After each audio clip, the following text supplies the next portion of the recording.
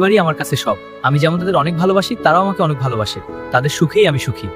পরিবারের প্রতি তোর যে অন্ধবিশ্বাস, সেটা আমি আজ প্রমাণ করে দেখতে চাই। তুই কিছু মনে করিস না বন্ধু, তোরও জানার প্রয়োজন আছে।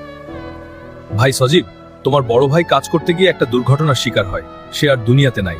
তার লাশটা তোমাদের কাছে পাঠানোর জন্য 2 লাখ টাকা লাগবে। শোনেন রাকিব ভাই, হায়াত মৌতের মালিক হচ্ছেন আল্লাহ। কষ্ট পেয়ে আর লাভ কি? এত টাকা খরচ করে শুধু দেহটা দেশে আনার দরকারটা কি কোনতো আমারে?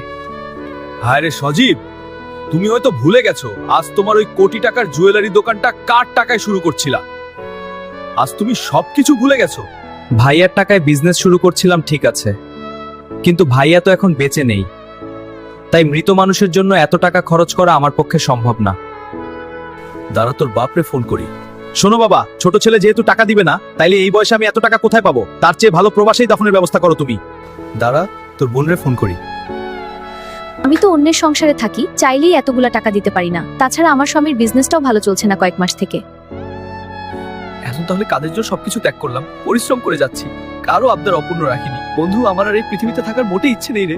প্লিজ বন্ধু, তুই এবার একটু আমার মাকে কল দিয়ে দেখ কি বলে। আন্টি, আমি আর জাহিদ একসাথে কাজ করি। আজ সকালে কাজ করতে গিয়ে জাহিদের দুর্ঘটনা হয়। জাহিদ আর আমাদের মাঝে নেই। তুমি এগুলো কি বলছো বাবা? আমার জাহিদের এমনটা হতে পারে না। তুমি আমার কলিজার টুকরাকে আমার কাছে পাঠাও।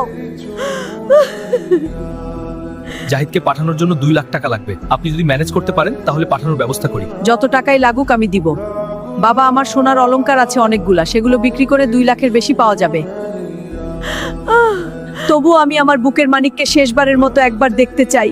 দোহাই লাগে বাবা, আমার ছেলেকে পাঠাও। মাগো, আমি জাহিদ। বাবা জাহিদ, তুই বেঁচে আছিস বাপ? আমার বুকের মানিক। হ্যাঁ মা, আমি বেঁচে আছি। আমি বেঁচে থাকবো মা। আজ থেকে আমি শুধু তোমার জন্যই বাঁচবো।